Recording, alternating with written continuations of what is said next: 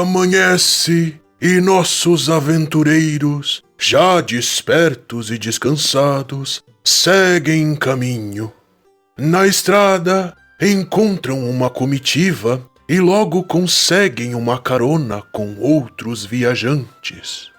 Durante o percurso, com toda sua simpatia e beleza, o bardo pega sua viola e inicia uma nova canção.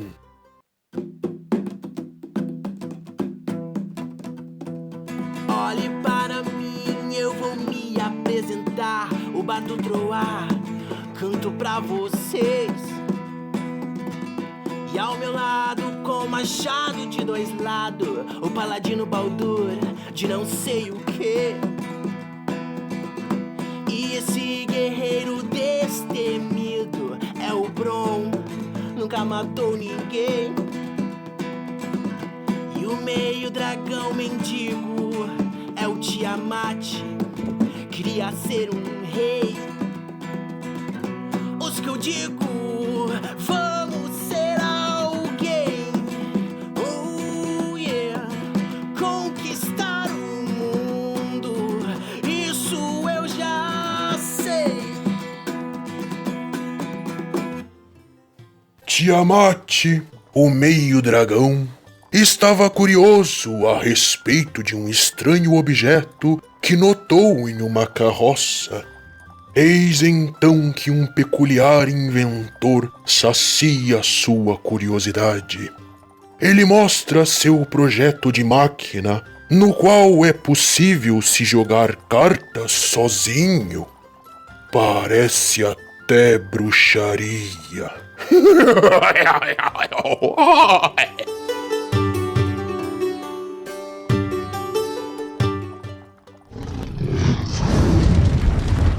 Olá, aqui é o Tiamat Troá. Eu tô desenvolvendo um jogo e eu fiz uma metralhadora que dispara batatas. Você sabe qual é o nome dela? Não. É Batata. Tá. Como eu podia não ter falado nada, cara. Ia ser bem mais bonito, velho. Tá, vamos fazer assim, vamos começar de novo, tá? Segunda chance. Essa não valeu, Não, corta vai ficar depois. essa, velho. Depois eu vou fazer Não edição, vai. foi legal. Eu sei, eu tô zoando. Eu não acredito que eu ouvi essa piada 2 vezes na minha vida. Meu Deus, eu não acredito que... Ah, esse é o pior. Eu contei na aula a primeira vez. Não, é inédita, puta que pariu. Olá, meu nome é Baldur e não é porque você programou um jogo que você sabe jogar. Olha aí. Olha, isso é provocação? Começou provocando o convidado. É verdade, cara, é verdade. A verdade é honesta. Não tem. A gente não endossa ela. Olá, aqui é Troá, o bardo, e se videogame influenciasse tanto a realidade, eu seria o maior comedor do mundo por jogar tanto Pac-Man. Meu Deus, cara. Mas então, gente, hoje a gente tá com um episódio diferente, que a gente tem um convidado, que é o Tinos, também conhecido pela família dele como Bruno Ferreira. Ele é desenvolvedor, líder da Aquiles, que é uma empresa desenvolvedora de jogos, responsável por quais jogos mesmo, Tinos? Os mais conhecidos e mais recentes são o Horizon Chase e o Horizon Chase Turbo e o Looney Tunes World of Mayhem, que a gente lançou para celular no final do ano passado. E nós estamos também trabalhando no jogo para o Apple Arcade e é só isso que eu posso falar a respeito dele. Poxa, eu tentei! Achei que ia conseguir, não deu muito certo. Mas muito bem, hoje nosso episódio vai ser sobre profissões. Então tem bastante gente na área aí de desenvolvimento de tecnologia que gosta de jogar e pensa em desenvolver seus jogos. Já teve alguma experiência ali pegando algum curso da internet, aprendendo a mexer na Unity, que é a plataforma mais usada aí para desenvolvimento de jogos indies. E hoje a gente vai ter uma conversa com o Bruno aqui para entender melhor como é que funciona esse universo de desenvolvedor, se basta você gostar de jogar para você ser um bom desenvolvedor, o que se espera de um bom desenvolvedor que queira entrar, por exemplo, na Aquiles ou em alguma outra empresa de jogos, e também entender um pouquinho mais aí da história de vida do Bruno. Então, Bruno, o que você acha que uma pessoa deve fazer? Imagina um jovenzinho. Ficou muito ruim já o exemplo de cara. Um pequeno Tiamat. Imagina um Tiamatinho no auge dos seus 18 anos, acabou de pegar sua carteira de trabalho e pensou, eu quero desenvolver jogos. por onde você acha que ele deve começar? Talvez ele já não devesse ter começado tirando a carteira de trabalho, porque provavelmente ele vai fazer muito jogo indie sozinho antes de ter um emprego estável com carteira assinada. Não, é assim, é porque realmente não tem muitas empresas bem estabelecidas no Brasil ainda, né? Então tem muita gente começando, muita gente formando empresa também. Se você não quer formar empresa, você vai ter que aprender sozinho, fazer muita coisa sozinho, e eventualmente você vai ter que ganhar experiência por fora pra conseguir um emprego, né? Porque a gente de vez em quando consegue contratar alguém que veio do curso como estagiário ou um júnior que se destaca assim, mas é pouco, porque não tem vaga suficiente pra todo mundo. Você vai ter que, de alguma forma, aprender antes. Se você com 18 anos também tá pensando em montar uma empresa, você já tá errado também, né? Então, Mas aí é que tá. Da mesma forma que você não deveria começar tirando carteira de trabalho, você também não deveria começar abrindo CNPJ. Mas mesmo com 18 anos, pode ser uma boa ideia você encontrar mais gente que tem interesse por isso e começar a brincar junto, sabe? Eu acho que isso é o mais importante. Acho que é assim que eu comecei e que muita gente começa. Você tem um interesse por jogos, né? Não que isso seja suficiente pra você saber fazer ou mesmo gostar de fazer. Tem muita gente que pensa assim, poxa, mas eu jogo muito desde pequeno, eu adoro esse mundo. Aí o cara abre a Unity, vê do que se trata e muda de ideia. fecha Unity 2 segundos depois, finge que aquilo nunca Desinstala. aconteceu. Deita na cama com os olhos arregalados, procurando dormir e não consegue. Não é fácil. Veja bem, eu já sonhei com isso. Eu já sonhei que eu tinha que terminar de programar o sonho pra poder acordar. E isso é um infernal. O famoso pesadelo do programador, né? Aí o teu sonho começa a ficar lento, tu tem que abrir o profile da Unity pra descobrir por quê. Tá alegre no sonho. Eu gosto de fazer um paralelo com o cinema, tá? Tipo, não é porque você gosta muito de ver filmes, pode até ser um cinéfilo, você pode entender profundamente de como filmes, até entender como eles são feitos até certo ponto, você pode saber analisar eles, criticar, entender de subgêneros e tudo mais. Via muitos filmes cult, sabe? Mas isso não necessariamente quer dizer que você vai gostar de fazer um filme, ou de produzir, ou de dirigir, ou de atuar, né? Ou de fazer figurino de filmes. Sim. Da mesma forma, se você gosta de jogar, não quer dizer que você vai gostar de fazer jogos. E outra coisa comum que as pessoas confundem é achar que fazer jogo é uma profissão só, né? É como se disser que, sei lá, profissão cineasta. O que é cineasta? O cara vai fazer o quê? Ele vai fazer roteiro, ele vai dirigir, ele vai atuar. Claro que tem gente que faz todas essas coisas, mas ainda assim, não vai fazer 100% das coisas. Sempre tem uma equipe junto, né? Então, existe aquele mito do generalista, assim como tem o cineasta indie que faz o filme inteiro sozinho, sobre ele mesmo, escrito por ele mesmo, que é como ser um narcisista exemplar. Mas em jogo também, assim, você pode fazer um jogo sozinho, mas você vai ser um generalista que faz um pouco de tudo e faz tudo mal. Então, outra coisa que eu sugiro fortemente pra quem tá pensando em adentrar nisso é entender por alto como que um jogo é feito, com que partes, né? E que tipos de conhecimento e profissionais vão contribuir pra isso e tentar descobrir quais desses tipos de atividades mais te atrai. Porque se você ficar tentando aprender de tudo, você vai ser ruim em tudo e bom em nada. E não tem empresa nenhuma que é isso. Então o ideal aqui seria escolher um ponto ali, tu pegar, tu desmembrar, né, a parte de desenvolvimento de jogos, seja na parte de fazer o designer dos personagens, concept art, ou tu ser o programador por trás de desenvolver as funções, e tu focar naquilo e tu procurar ser muito bom naquilo especificamente, ao invés de tentar fazer tudo sozinho, porque se tu tentar fazer tudo sozinho, até falando pela minha experiência como programador também, tu vai viver apagando incêndio, e tu não vai conseguir focar no que realmente importa, porque tu não vai conseguir ficar bom em tudo. Então, tu vai precisar traçar uma rota em algum dos caminhos que tu tem dentro do desenvolvimento de jogos e seguir aquele caminho afinco. Seria isso, né? E, obviamente, você vai querer entender como as outras áreas funcionam também, tá? Isso é muito importante. Não tô dizendo que você tem que ser cego para as outras áreas. E isso vai ser natural. No começo da carreira, você vai também descobrir o que você gosta mais, né? E ao longo da carreira, você vai trabalhar com outras pessoas. Você vai entender como é o dia a dia delas. Até porque, sendo programador, principalmente, você vai lidar com todo mundo, né? Você vai ter que fazer ferramenta para artista, para designer, você vai ter que integrar a arte das pessoas, vai integrar a interface, enfim, vai tocar um pouco em todas as áreas para ajudar a amarrar elas para elas funcionarem no final. Isso já entra bem em contato, acho, com a próxima pergunta, que seria: quais seriam as principais funções, então, existentes, assim, dentro do desenvolvimento de um game, assim, quais as principais, digamos assim, atribuições, né, até o game ficar pronto, basicamente. Tá, vamos lá. A gente tem algumas mais óbvias que sempre vão acontecer, tá? E mesmo que não tenha alguém dedicado a isso, a gente diz que existe o chapéu, né? E no sentido metafórico, de que existe aquele tipo de trabalho a ser feito e alguém vai ter que estar fazendo ele, mesmo que seja uma pessoa fazendo mais de uma coisa, que normalmente acontece, mesmo quando você não tá fazendo o jogo sozinho, você tá com você e mais 2 ou 3, tem mais chapéus do que pessoas, né? Então você vai ter que acumular algum tipo de trabalho. Mas principalmente, obviamente, existe o programador, o cara que vai escrever código, vai fazer o software pro jogo funcionar. Existe um game designer, que é alguém que vai definir o conceito do jogo,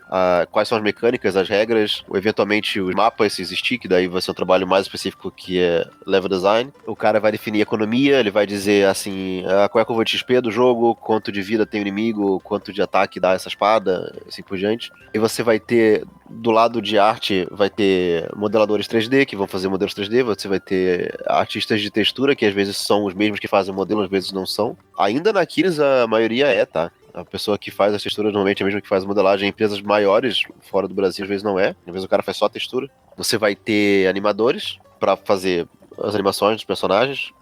Aqui na Aquiles ainda também a gente tem animadores que fazem todo o pipeline de animação, que é rigging, scening e animação de fato, né? O que são essas três coisas? O rigging é a etapa que você vai definir o esqueleto pro personagem, que é o que você vai de fato mexer para animar o personagem dentro do jogo. O skinning é quando você associa esse esqueleto ao modelo em si, tipo, que partes do modelo vão se mover quando eu mover um certo osso desse esqueleto. E animação, de fato, é você criar, por exemplo, uma animação de corrida, né, movendo esses ossos desse esqueleto virtual, digamos assim, para que isso eventualmente mova um modelo 3D de acordo com o que o programador colocar que tem que acontecer. Então, quando o personagem estiver pulando, o programador vai dizer, toque animação de pulo, que foi criada por um animador. Outras empresas maiores fora do Brasil também, às vezes tem o cara que faz só esqueleto, o cara que faz só skinning e o cara que faz só animação. Então isso vai desmembrando mais, né? A gente costuma ter também, em equipes já um pouco médias para grandes artistas conceituais, que normalmente são ilustradores, né? São pessoas que vão só fazer desenhos de como o jogo deve parecer, por exemplo, na direção de arte geral, né? Fazer um mood shot,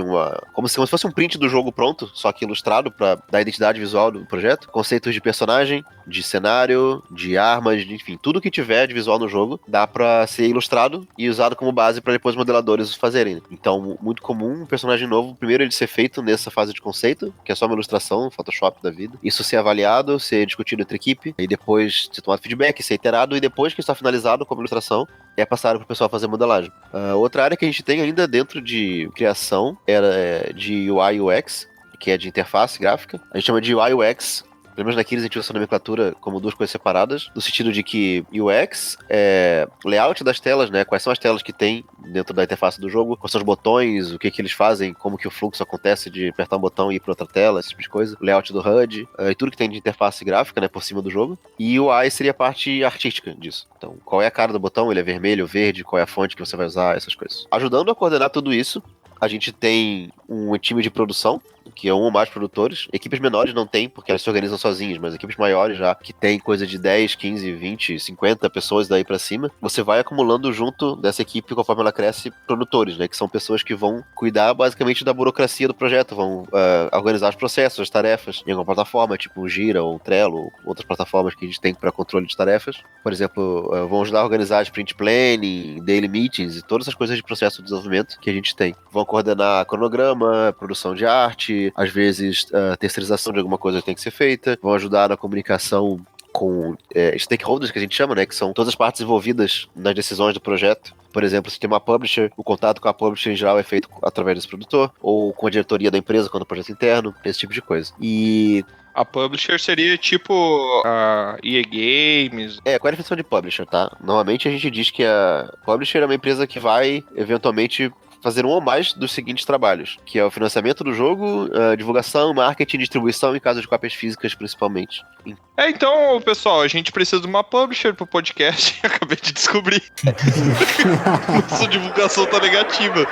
Dependendo do modelo, a publisher também participa do desenvolvimento do jogo, né? Ou às vezes é uma parceria. Por exemplo, no caso do Looney Tunes, que é o nosso projeto, é uma parceria com a Scopely em que o desenvolvimento do jogo é feito em conjunto, né? Ele é principalmente feito por nós, mas tem uma participação. Tem uma conversa constante com o pessoal da Scopely. O conhecimento que eles têm de outros projetos. Bacana. Outras publishers não se envolvem mais próximo, elas só financiam e dão feedback. Então o modelo varia um pouco, mas a ideia da publisher é isso. Tipo, é o aspas, o cara do dinheiro, que vai estar financiando o projeto e vai estar dando feedback e ajudando a direcionar pra onde eles querem, afinal eles têm o dinheiro, né? Quando é esse caso. Em outros casos, você tem um jogo já pronto e você usa uma publisher só pra distribuição. Então, no Horizon Chase Turbo, por exemplo, quando a gente lançou agora a versão física de caixinha em PS4 e Switch em outros países, né? Estados Unidos, Europa, a gente trabalhou em parceria com outras publishers pra cuidar de marketing e distribuição do jogo nessas regiões. Então, o jogo já tá pronto, eles não financiaram nada, mas eles vão fazer essa distribuição e daí tem um contrato que vai ficar uma parte do dinheiro com eles, uma parte com a gente, ou alguma coisa assim. Aí varia também caso a caso. Trato, queria fazer uma observação. Eu ia, a partir do que ele tava falando, relações das partes, né, que vão trabalhar no jogo. Eu fiquei curioso a respeito do contato com, que é o compositor mesmo do Top Gear, né, o Barry Leitch, né? Como é que foi isso aí? Essa história é bem legal. Então a gente tava fazendo o Horizon Chase, e aí o Jael, que é o diretor de marketing da Kiris, ele pensou assim, poxa, a gente tá fazendo um jogo que é pra ser o sucessor espiritual do Top Gear. Seria muito legal se a gente pudesse ter uma música feita, né, trilha sonora feita pelo mesmo compositor do Top Gear, já que a música do Top Gear é tão famosa no Brasil e tal, é uma marca forte do jogo, né. E aí ele foi ver lá o nome do cara, procurou no Facebook, achou ele no Facebook e mandou uma mensagem pra ele. E aí falou assim, estamos fazendo um jogo tipo Top Gear, você tem interesse em fazer a música? E daí ele disse, sim. Enfim. Nossa! Wow. Foi basicamente isso. Na Longa verdade história. ele não falou assim, né? Ele falou yes. Meu Deus, cara. Ou ele falou, sei lá, ou sure mate, porque ele é irlandês, eu não sei como que eles falam. Sim. Ele tem o sotaque... Ninguém fala yes pra responder uma coisa em inglês. Ele falou whisky. Ou ele deve ter falado alguma coisa tipo... That sounds awesome. É. Cara, o Barry é um cara muito legal. Bem possível. O que ele diz é o seguinte, a forma que o Barry conta essa história é que ele viu essa mensagem, aí pensou assim, vamos lá, né, o cara deve estar de zoeira, vamos fazer só de brincadeira. Mas aí ele foi ver depois e viu que era sério, que a gente era uma empresa grande aqui e tal. Aí ele fez um teste inicial, assim, pegou lá umas 2 horas no sábado dele, fez um estudo inicial de trilha, né, do que ele imaginaria, mandou pro Jael, pra ver, eu tava pensando nessa linha aqui e tal, ver o que vocês acham. E daí o Jael mandou uma resposta pra ele, falando assim, fucking awesome. E daí pra frente a relação foi evoluindo. Mas o Barry é um cara muito legal. Brother. Pena que ele fuma muito e vai morrer. Nossa, que idade ele tem? Revelações. Tem que ter espaço pra tragédia também nesse podcast. Espero que tu não faça um jogo sobre expectativa de vida, cara. Meu Deus. Esse cara já tem a certa idade, né? Ele fez o Top Gear faz 30 anos. Então, eu tenho 50 e alguma coisa, eu acho. Realmente ele fumou bastante. Que horror. Mas então, Todo mundo pensando. Então, ficou uma merda. bad aqui. tirando essa parte, a Ficou história é uma basicamente bad essa. aqui agora. Depois da edição, se tu achar que tá muito pesado, bota uma pita nessa parte. Não, relaxa. Já teve coisa bem pior. Já teve coisa bem pior. Teve coisa pior, mas não fui eu que disse. Aí depois eu me comprometo falando que o cara vai morrer. Fica tranquilo. Se ele morrer, tu vai aparecer no Training Topics do YouTube. O visionário. Não, eu vou suspeitar de mim daí. Não, mas é tudo com ar de brincadeira aí o podcast, eu acho. Elogiou o talento do cara, né? Só não os hábitos de saúde, o que perfeitamente ok, eu acho. Não, exatamente. Eu gostaria, inclusive, que ele parasse de fumar pra fazer mais músicas legais com a gente. Mas eu não sei se vai rolar. Bom, mas seguindo, Tinos, mais no teu aspecto pessoal, assim, quais foram os principais desafios, as principais dificuldades que tu encontrou quando decidiu se tornar um desenvolvedor pra games? Cara, eu acho que o mais difícil foi encontrar material pra aprender, na verdade. Hoje em dia é bem mais fácil, mas assim, eu comecei a tentar aprender a fazer jogo quando tinha, sei lá, 11 ou 12 anos. E isso faz quase 20 anos, então não tinha Unity, entendeu? Não tinha muita coisa. O melhor que tinha na internet pra aprender a fazer jogo era tutorial de OpenGL. Nossa, Aí eu, nada fácil. assim, aí eu fui fazer isso, entendeu? Só que eu tinha 12 anos, aí foi meio difícil. E aí eu fiquei fazendo as coisas muito ruins por bastante tempo. Eu chamava minha mãe pra ver, assim, falava, olha aqui que legal, mãe, que eu fiquei um mês fazendo. E ela dizia assim, nossa, é um triângulo vermelho na tela, mas pra que serve? Eu lembro até hoje minha mãe falando isso, eu fiquei com trauma, eu acho. Ficou chateadaço. Mas é um triângulo, eu desenhei um triângulo. Aí ela assim, poxa, legal, mas não... Mas ver o trabalho pronto, mesmo que seja um triângulo, depois de tanto esforço, aprendendo as coisas novas, é gratificante, né? Independente de É muito qualquer... gratificante, E com certeza é gratificante. tanto é, né, que não desistiu, ficou aí até chegar onde tá. Hoje é um profissional da área e foi evoluindo junto com as ferramentas. Graças a Deus as ferramentas evoluíram, para os jogos evoluírem também. Mesmo que seja um site simples de podcast, que é muito gratificante, né, ô Baldo? Dessa parte, acho que eu não dediquei tanto tempo assim pra valer isso. Dá pra notar, né? Mas tá bom. Bruno, não seguindo a pauta, que é o que eu normalmente começo a fazer depois de 15 minutos de podcast, conta pra gente a história do emulador que tu construiu aos teus 14 anos. Não é bem assim a história. Mas assim, tu contou, mano, tu tá iludindo a gente, é isso? Não, olha só, obviamente. É trailer de filme Só da os melhores DC. momentos. Não tem nada a ver com o filme depois. Não é só da DC, né? Qualquer filme hoje em dia conta uma história no trailer e no filme é outra. Tem cena no trailer que não tem no filme. Eu tô esperando aquela cena do Hulk correndo no Avengers. Enfim, É, demorar. verdade. eu lembro direitinho. Aquela cena não tava no filme. Então, isso é totalmente fora da pauta, né? Mas eu passei a minha adolescência tentando aprender a programar jogo ou coisa parecida. Aí, no coisa parecida, eu esbarrei com a ideia de mexer com código de emuladores de console, que é um negócio que eu acho muito interessante. Porque naquela vibe de que, pra fazer um jogo realmente interessante, eu preciso ter gente que faça arte, eu não sei desenhar, né? Eu até brincava de fazer algumas coisas 3D com Visual Basic na época. Eu já tava no ponto que eu conseguia mexer com umas engines 3D de Visual Basic pra fazer um joguinho, tipo um Pong com um cubo colorido, sabe? Mas era mais longe que eu conseguia ir. Mas eu me dei conta que mexendo com o emulador eu poderia ver coisas acontecendo com jogos que já estão prontos. E aí era muito fácil de ver alguma coisa acontecer, porque o jogo já tinha tudo o que eu precisava ali. Pegava um jogo de PlayStation, por exemplo, e deixava ele mais bonito porque eu conseguia fazer um emulador renderizar numa resolução maior, por exemplo. Isso começou porque eu tinha um Palm Top na época, e daí tinha um projeto open source que tinha vários emuladores de console, de Mega Drive. Palm Top entrega a idade de uma maneira. Você não sabe o que é isso, você é jovem. No episódio anterior, o Bron explicou que era um CD, cara, que era uma bolacha. Ele explicando. Nem já tem explicações, pode continuar aí. Você é um jovenzinho? É uma Você, bolinha com uma jovem, bolinha dentro. você jovem que tem 18 anos... Ah, não, pera, essa é do exército. Você é jovem que tem 15 anos ou menos, um Palm Top é tipo um Galaxy S3 Mini que não tem internet. Nem liga pra ninguém. Bom, Ou seja, não serve pra nada. Pra ouvir música ou jogar emulador. Aí é que tá. Isso era incrível, porque quem sabe o que é um Palm Top sabe que naquela época os Palm Tops não faziam nada de interessante. Era tipo agenda e no máximo pra ouvir MP3. Só que esse maluco aí da internet pegou os emuladores open source de Mega Drive, Super Nintendo e Nintendinho, Game Boy e tal, e fez uma coletânea e compilou no appzinho do Palm Top, que nem chamava app na época, que você podia lá botar a sua ROM de Mega Drive e jogar Mega Drive no Palm Top. E eu achei isso muito legal. Tão legal que deu uns meses eu peguei o código, já que ele era código aberto, né? E eu comecei a mexer e tentar botar umas coisas, botar uns filtros de imagem e tal. A galera que gosta de jogar emulador já deve ter ouvido falar daqueles 2x SAI, aquelas coisas que hoje em dia até tem uns mais modernosos, mas naquela época era isso aí que tinha, desse 2x SAI da vida. HQ 2x, enfim, esses filtros de emulador. Só que daí eu bati o olho e vi, o cara fez esse emulador aí, mas o meu Palm Top tem uma tela maior do que a do videogame. Eu queria botar um filtro. E não tem isso. E eu pensei, eu vou baixar o código e vou fazer isso, eu vou adicionar suporte a um filtro de imagem. E aí eu peguei o código e quase me arrependi, porque programar para Palm Top é um inferno na Terra.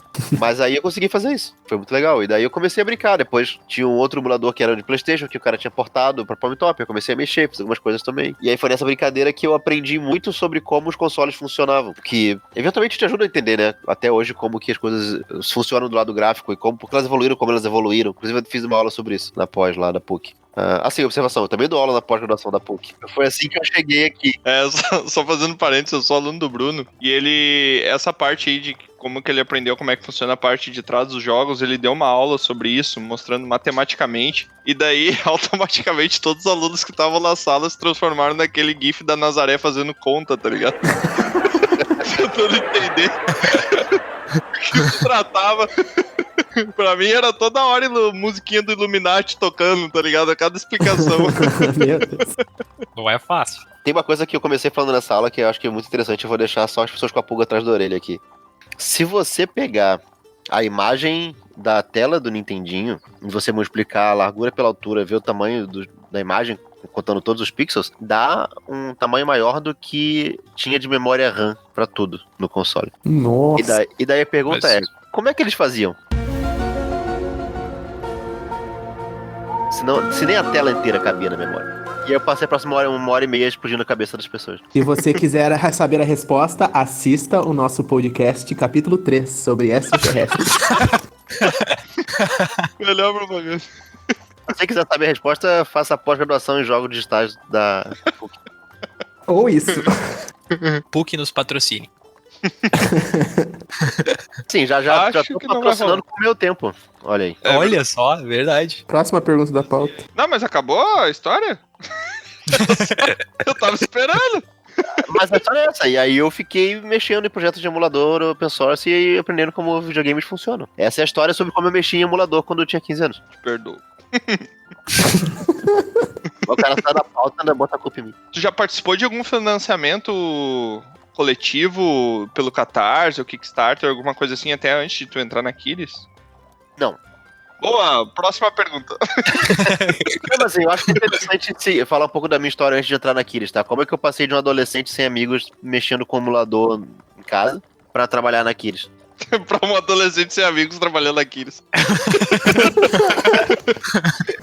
Então, que é parte de o que você deveria fazer para sair do chão, né? Que eu falei que é importante você se juntar com outras pessoas. O que começou a fazer diferença pra mim, ó, quando eu comecei realmente a aprender mais e evoluir no meu conhecimento de programador de jogos, né? E sobre desenvolvedor de jogos de maneira geral, foi quando eu me juntei com outro maluco na faculdade que também queria fazer isso. E que, obviamente, a gente queria fazer um MMO. Não faça um MMO. Você não vai conseguir. Quando ele falou isso na aula, eu quase levantei e fui embora, desisti. Acabou o sonho do Tiamatinho. Viu? Eu tava aqui pra isso.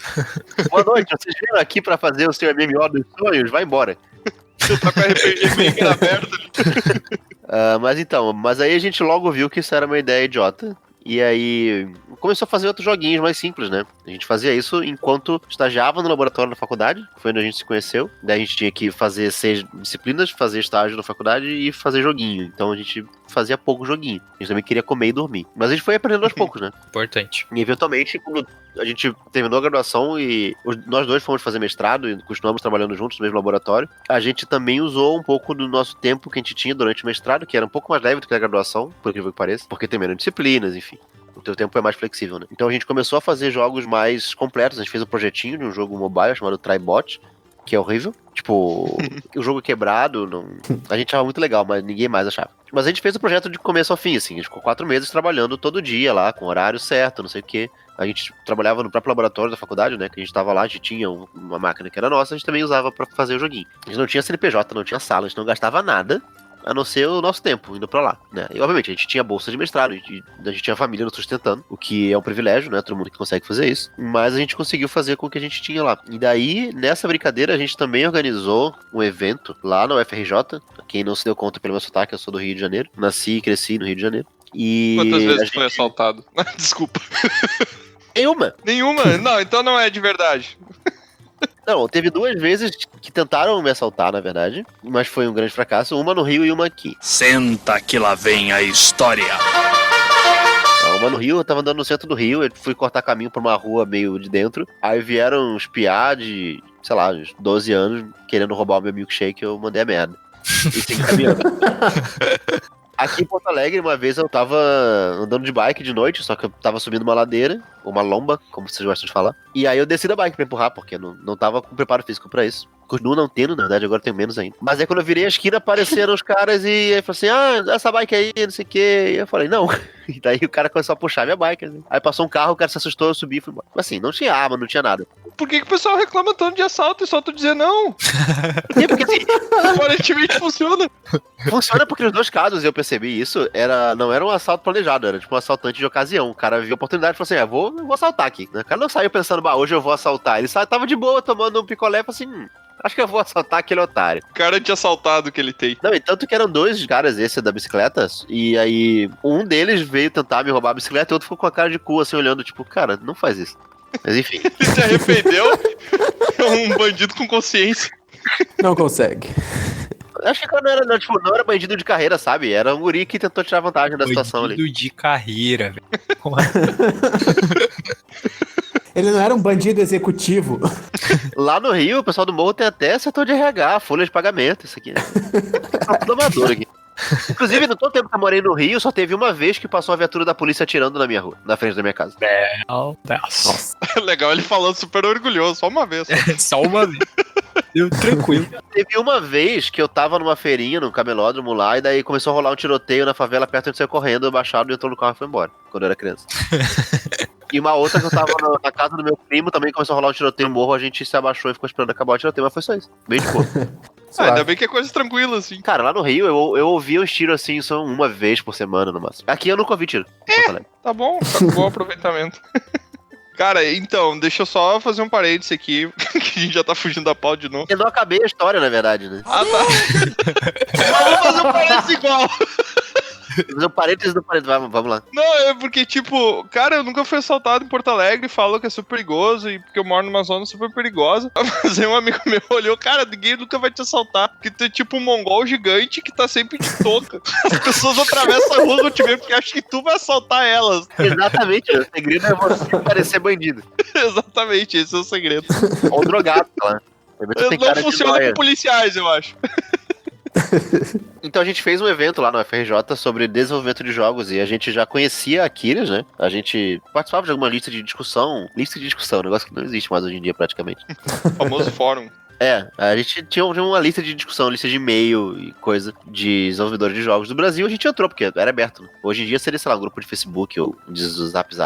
Mas tinha esse grupo, então a gente já conhecia, tinha um cara da Aquiles, que era o Ed Lago, que era o game designer da Aquiles, que frequentava esse grupo, sempre mandava lá pra divulgar os projetos da Aquiles, né? Que na época ainda eram os Advergames da Aquiles. A gente sabia que a Aquiles tinha sido a empresa que fez o demo da Unity 3, que era o Bootcamp. Foi aqui que eu conheci a Aquiles, na verdade. E daí a gente convidou esse cara, que tava sempre lá, a gente já tinha conversado com ele, e ele veio, quer dizer, no caso ele foi lá pro Rio, pra dar uma palestra nesse evento. A gente conversou com ele, trocou uma ideia, mostrou o joguinho que a gente tinha feito, e daí ele eventualmente nos indicou pra vir trabalhar na Aquiles, né? Eu e esse meu colega. E nós dois viemos pra cá, um tempo depois. No ano seguinte, daí em 2013 eu vim pra cá. Assim, não tinha tido experiência profissional com jogos. Eu só tinha carteira de trabalho porque eu tive que fazer um RPA pra pegar um dinheiro de um edital de um negócio lá que eu tinha conseguido, mas o meu primeiro emprego formal foi aqui na Aquiles, na verdade. Só que eu já tinha toda essa experiência fazendo jogo como indie, né? Isso que eu tô dizendo. Eu tinha trabalhado, tinha estagiado no laboratório da faculdade e tal, e eu tinha feito o jogo com esse meu colega, era a minha experiência profissional.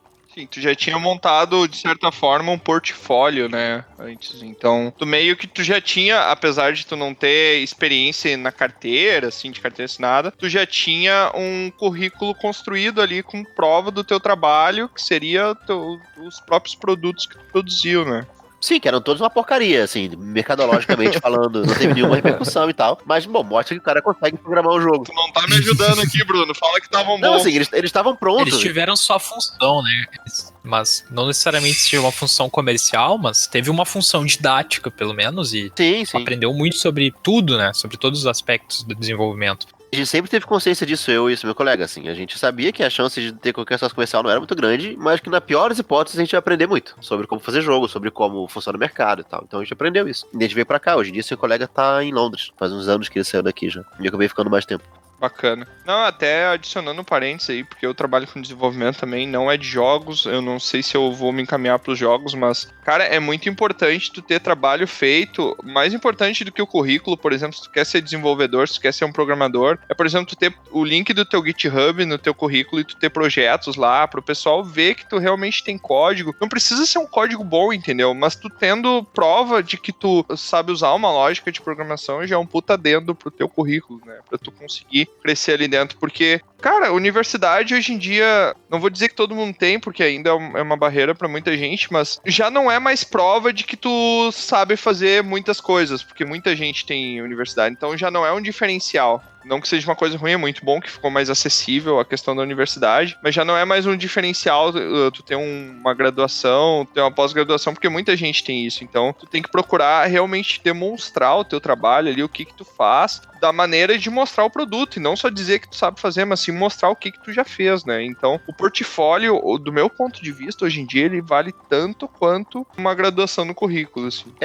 As duas coisas ajudam, né? Assim, numa hora de avaliar currículo, eu posso falar isso da posição de alguém que trabalha naqueles e avalia currículo também, e participa de entrevistas com os candidatos, a gente vai ver o somatório das coisas, né? Então a gente sabe que uma graduação conta com uma experiência e como um certo conhecimento, a gente sabe que ter um portfólio de projetos prontos também conta. Se eu tivesse, quando eu vim pra cá, só a graduação e o mestrado sem os projetos que eu fiz de jogo, não teria sido suficiente pra vir pra Aquiles. E se eu tivesse só os projetos sem a graduação, também não seria suficiente, porque eu tinha poucos projetos, né? Mas se eu tivesse, talvez, não tivesse a graduação, mas tivesse já uma experiência de 5 ou 6 anos com projetos sendo desenvolvidos, talvez isso já fosse suficiente também. Então é o somatório das coisas que a gente vai considerar. Sim. Tu quer fazer a próxima pergunta, ou Tro? Bom, a pergunta é mais voltada para a questão mais ampla, assim, do cenário de jogos aqui nacionais, né, no caso. Seria como que a empresa vê, né, como que tu vê o cenário de jogo no Brasil atualmente e se vale a pena desenvolver diretamente aqui. Como assim vale a pena desenvolver diretamente aqui? Qual seria a alternativa? Investimentos que não fossem a partir daqui, tipo o jogo criado aqui no caso, mas não sei se, por exemplo, eu falo pelo mundo, digamos, de board games, né, que as pessoas entram direto em financiamentos da Kickstarter e não se preocupam com o mercado nacional, né? Ah, sim, tá. Tá falando do mercado consumidor. Tá, assim, não faz sentido nenhum, ao meu ver, e isso eu sei desde muito antes de vir pra Aquiles, você fazer um produto de jogo voltado só pro mercado nacional. E não tem por que você fazer isso. Assim, raríssimas exceções, não tem por que você fazer isso. Os jogos são um negócio que tem um apelo global e você tem plataforma de distribuição digital que permitem você atingir o mundo inteiro. Então, se você faz um negócio voltado pro mercado brasileiro, você tá alienando uma parte gigantesca do seu mercado potencial à toa. Com o board game isso é um pouco diferente por vários motivos, eu acho. Mas principalmente porque você consegue fazer um board game se pagar com bem menos dinheiro, né? O custo de produção de board game não é tão alto quanto do jogo digital.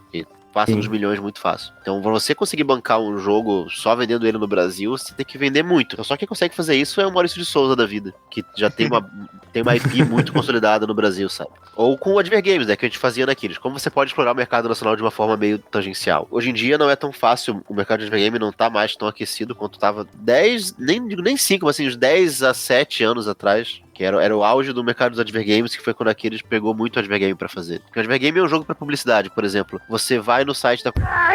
tem um joguinho do dançante. Isso é uma propaganda da forma de jogo. E aqui eles fez muito isso. Fez projetos pra você fazer configurador de carro. Então tu ia lá fazia o seu Camaro com a cor que você queria, com o banco que você queria, né? Que são coisas parecidas com o jogo, porque são 3D e não sei o que. Então aqui eles fez muito isso. E são coisas do mercado local, assim. Mas jogo mesmo, como produto comercial pra entretenimento, voltado pro mercado local, é um negócio que não faz muito sentido. Não só porque é Brasil, em qualquer lugar não faz sentido. Não tem por que você não fazer uma coisa que tenha apelo global, sabe? E não quer dizer que você não possa trazer uma identidade cultural sua ou do Brasil pra isso. Inclusive, acho que os jogos daqui eles têm um pouco disso também. Naturalmente vai acontecer, né? Você vai trazer alguma coisa da sua vivência, da sua sociedade pra isso, mas você vai pegar isso e apresentar pro mundo, né? É como um Tropa de Elite, uma Cidade de Deus, os filmes. Por que são filmes brasileiros que fazem sucesso internacionalmente? Porque eles têm uma raiz da cultura brasileira, mas eles têm apelo mundial, assim. Qualquer pessoa consegue ver aquele filme e entender o que tá acontecendo, se identificar com aquela situação. Até porque pela questão da virtualidade mesmo, né?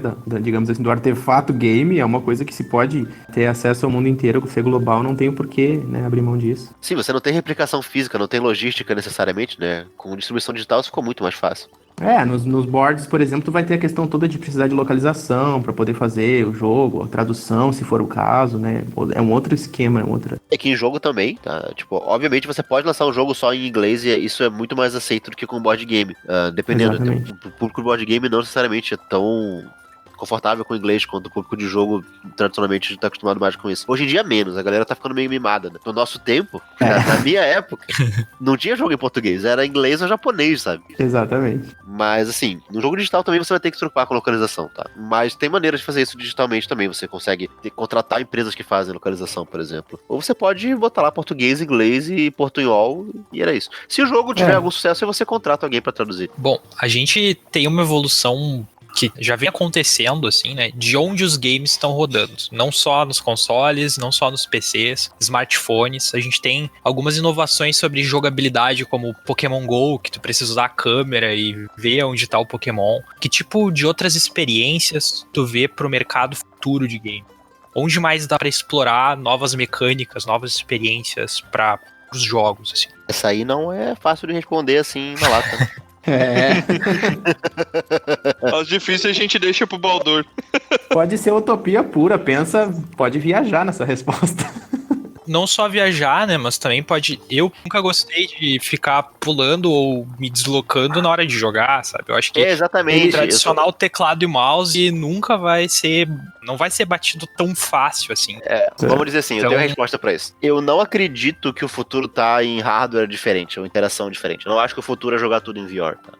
Okay. Eu acho que a inovação, isso já está se mostrando na última década, principalmente, inclusive em relação ao poder de processamento, assim, a gente não tem muito por que mais investir nisso. Eu acho que as inovações vão vir cada vez mais do lado do design. A gente vai ter jogos mais interessantes, jogos mais acessíveis, vai ter mecânicas diferentes. Acho que a gente vai ter modelos de negócio diferentes, né? A gente tem o próprio Apple Arcade agora tentando uma coisa um pouco diferente. Tem o Stadia também, que é uma outra abordagem. Mas eu vejo que jogos fiquem cada vez mais acessíveis, principalmente. Como são os filmes, né? Hoje em dia, sua avó vê filme, você vê filme, a criança vê filme. Então o jogo, quando começou, assim, 20, 30 anos atrás, que já não era o começo, mas era um negócio meio nichado, né? E hoje em dia, cada vez mais isso tá se espalhando. Então a gente tem jogos de celular que tem apelo pra todo mundo. Não porque estão em um hardware diferente, mas porque o design deles é diferente, a penetração de mercado é diferente. Então nisso eu acho que ainda tem coisa pra ser feita. Mas principalmente em design, assim. A mídia dos jogos, enquanto uma mídia cultural, de expressão cultural, ela tá amadurecendo mais agora. Então a gente já sabe fazer jogo, tecnicamente, né? A gente vai evoluir como mídia agora. É como os filmes, sei lá, da década de 50, 60 pra cá. Não muda muito como é que você faz. Você tem CG, mas, tipo, sem tira CG, sabe? Tem filmes ótimos sendo feitos hoje em dia que não usam CG, e ainda assim tem inovações. Do ponto de vista de storytelling, a gente tem coisas nos últimos anos, como The Last of Us, por exemplo, que foi uma revolução em storytelling. Enfim, a gente... Claro. O próprio último God of War, né? Foi uma mudança de perspectiva de God of War muito, muito grande, assim, ao invés de ficar só batendo, teve uma história agregada. God of War sempre foi uma franquia que foi muito amada, foi muito foi referência pra muita coisa, né? Mas se você pega o God of War novo e compara com a trilogia original, são joguinhos bobos, né? O God of War novo é um outro patamar de qualidade. Não é um brinquedo mais. Tipo, os jogos hoje em dia, eles já faz um tempo que eles deixaram de ser brinquedos. Eles se tornaram uma mídia de expressão cultural. E isso eu acho que é um ponto muito legal que a gente tá. A gente tá começando a ver a sociedade, em geral, ser obrigada a aceitar isso. Assim, não é mais uma opção você não enxergar jogos como uma mídia, assim como filme, como livro. Eu percebo também que tem muito a ver com a questão da experiência e as hibridizações que vão acontecendo mesmo, dos tipos de formato, né, digamos assim, da arte em si, porque chega um ponto de que o cinema e o game, eles estão muito próximos, e a experiência que tu tem como espectador de um filme, com um jogo, elas vão se assimilando, né? E outra coisa também que eu percebo é outras plataformas, também voltando a falar do board game, né? Que eu não sei se vocês já ouviram falar do Teburu, que ainda é um protótipo, um projeto, mas de trabalhar junto a questão do board game, né? Num jogo físico com um jogo virtual. Se o Bruno também está sabendo desse projeto, já ouviu falar alguma coisa sobre? Não conheço. Pensando então justamente nessas hibridizações que podem surgir ou não, né, de experiências físicas com experiências, né, virtuais ou coisa do tipo, talvez se fosse um possível passo também. Eu acho que é uma das coisas que vai existir, por exemplo, como o VR, tá? Eu não acho que VR vai ser a revolução, mas também não acho que VR vai morrer. Eu acho que o VR vai encontrar um nicho. Sim. Assim como experiências que são, como se diz, hibridizadas, ou que a galera gosta de chamar de transmídia, que tem jogo, tem filme, tem essas coisas também. Mas em relação à interseção da linguagem, tem uma coisa muito interessante, né? Os jogos começaram mais com uma visão como se fosse brinquedo mesmo, é puramente por diversão. E aí eles foram amadurecendo, eles foram tentando adotar algumas coisas da linguagem cinematográfica, né? Como se disse, tipo, os jogos, eles parecem um pouco com filmes, mas eu acho que a gente tá pegando muita coisa emprestado de cinema, mas a tendência pro futuro é cada vez mais os jogos encontrarem a própria linguagem de uma maneira mais clara. Então você tem um The Last of Us, tá? Por exemplo, que é dado como uma revolução em storytelling, porque a história do jogo é muito profunda para um jogo, blá blá blá blá. Mas o The Last of Us tem muitos problemas no negócio que a gente chama de dissonância ludonarrativa. What the fuck? A história é muito boa. Quê? Português, como é que fica isso aí? Olha, eu vou explicar etimologicamente. Dissonância ludonarrativa. Ou seja, é uma dissonância entre o jogo e a narrativa. Ludo de jogo. Por quê? Porque a história é muito boa, tá? Mas às vezes, assim, você vê muito isso no jogo, tá? O cara acabou de tomar porrada, ele tá mancando, não, Lara Croft no Tomb Raider novo. Eu tava com uma estaca e um vergalhão enfiado no meu estômago. Eu tirei ele daqui, saí da caverna faz 5 minutos e agora tô correndo e pulando que nem alpinista, sabe? Sim. Porque o jogo precisa disso pra você poder jogar. E daí ele fica brigando com a história. Então a gente não resolveu isso 100% bem ainda. Essa interação entre o momento cinematográfico e o momento de gameplay, ela não é tão boa. Ou se não, por exemplo, o Uncharted, que quando tu fica escondido, o teu companheiro automaticamente fica invisível, mesmo que ele esteja do lado dos caras. Exatamente. Acontece muito também. Direto. Né? E óbvio que isso é melhor do que a opção, tá? Pra não estragar o gameplay, exatamente.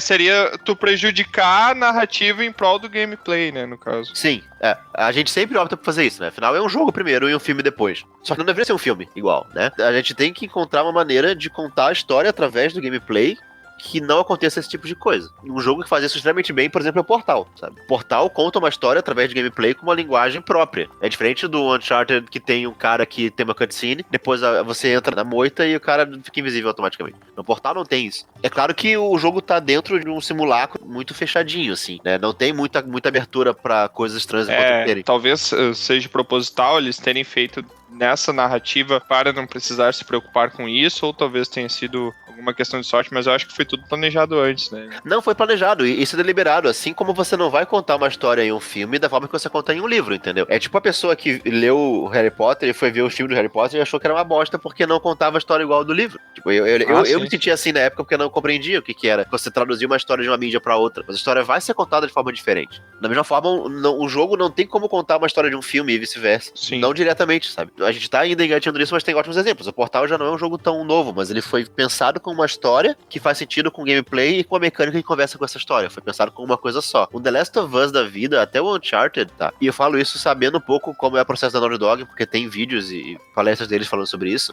Ainda é muito tratado como duas coisas separadas. A história é desenvolvida por uma galera e gameplay é desenvolvido por outra galera. E tem momentos em que isso fica muito óbvio. No Uncharted 3, por exemplo, tem um momento que você é sequestrado no meio do jogo e levado pra um barco. Tipo assim, o jogo inteiro é no deserto. Aí no meio do jogo você toma um pau de alguém, é drogado e vai pra um barco, passa 3 horas num barco, o barco afunda, com altos efeitos especiais, simulações físicas, e você volta pra história normal. Tipo, por que isso aconteceu?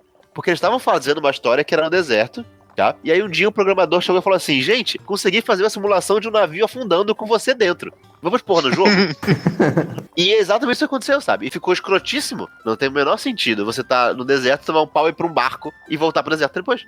Daí a história é, tipo, totalmente interrompida pra fazer um tech demo do navio afundando, né? O 4 já é um pouco melhor em relação a isso, mas ainda assim, não é tão bom quanto o Portal, entendeu? Os jogos da Naughty Dog têm narrativas interessantíssimas, têm histórias complexas, profundas, que tocam questões que os jogos em geral não tocam, mas são histórias de filme, contadas dentro de um jogo. O Portal, na minha visão, é muito mais elegante nesse sentido. Sim. E hoje tem alguns jogos agora que eles vão mais fundo nisso, que é basicamente um filme interativo ali, que tu escolhe algumas opções, como por exemplo o Detroit Become Human, tem o Until Dawn também, que é basicamente um filme que tu vai escolhendo algumas opções ali para ter decorrências diferentes conforme o jogo vai andando ou o filme vai andando, né? Eu acho legal.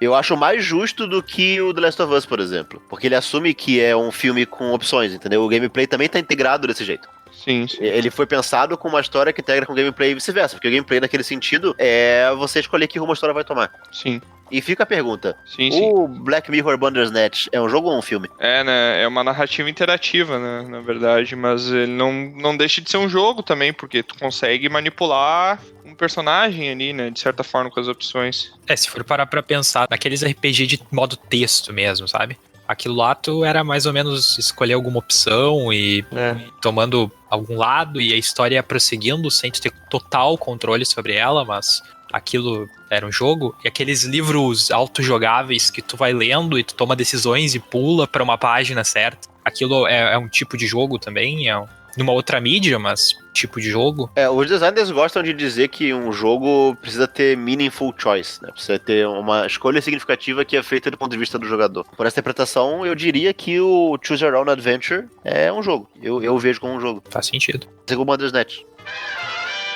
Ô, Troá, só diz pra gente qual que é o teu jogo favorito. Puxa, eu tinha que pensar nisso agora. Claro, você tem 10 segundos. Demora Não tempo vou conseguir pra dizer precisar, agora. na verdade, mas só tem que ficar aí. Eu te mando depois o meu jogo preferido. Eu não consigo raciocinar isso agora no jogo Só preferido. fala o seguinte, o meu jogo preferido é... E a gente completa com a moça do exatamente. Google depois. O meu preferido é... My Little Pony. Deixa eu... Ô, Tinos, deixa eu só te contar uma coisa, que a gente tava criando algumas pautas, e uma das pautas que a gente ia criar, que o Aldabonero ia participar, que ele não tá aqui agora, é sobre os piores feios da vida sexual. E daí ele achou que era hoje, daí ele mandou no grupo, pessoal, não vou poder gravar hoje.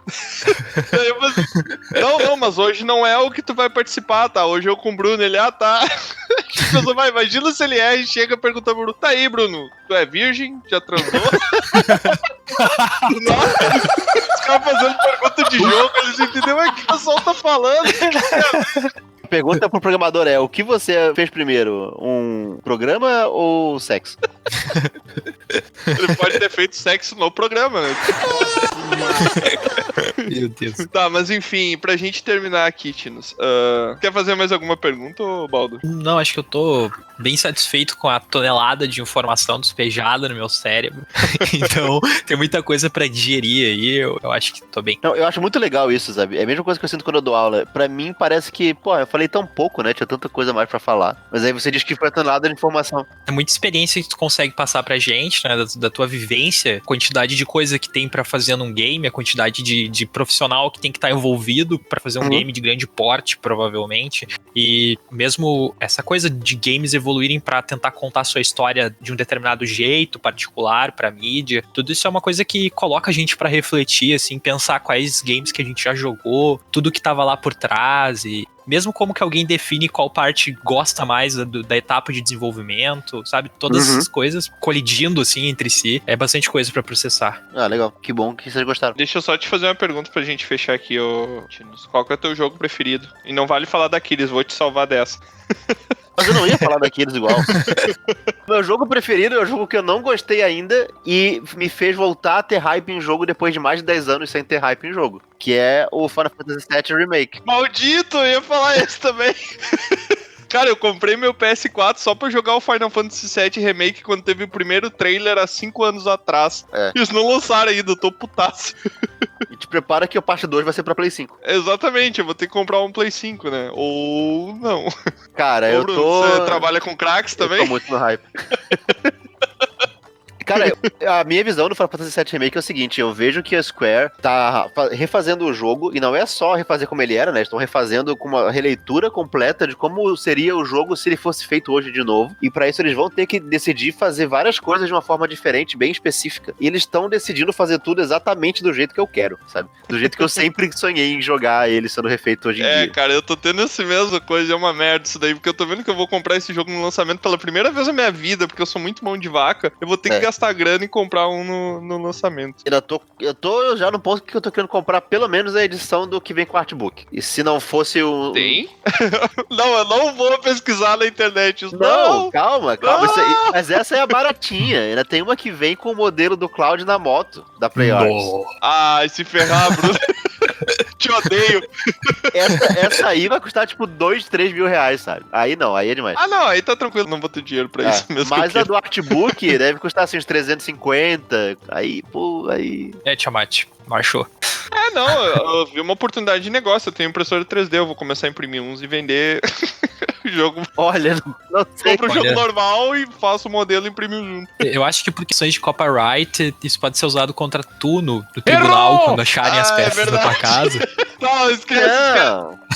Acho que nem o pessoal da China não é uma action figure do Cloud Strive, é uma action figure do Cloud Strive.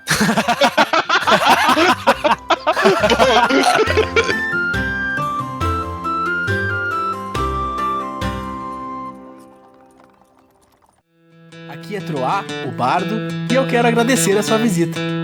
Encerramos aqui mais uma aventura. Convido você agora a nos encontrar em outros mundos. Entre em dragãocareca.netlify.com e descubra. No YouTube, Spotify e Facebook, busque por Dragão Careca. Até a próxima!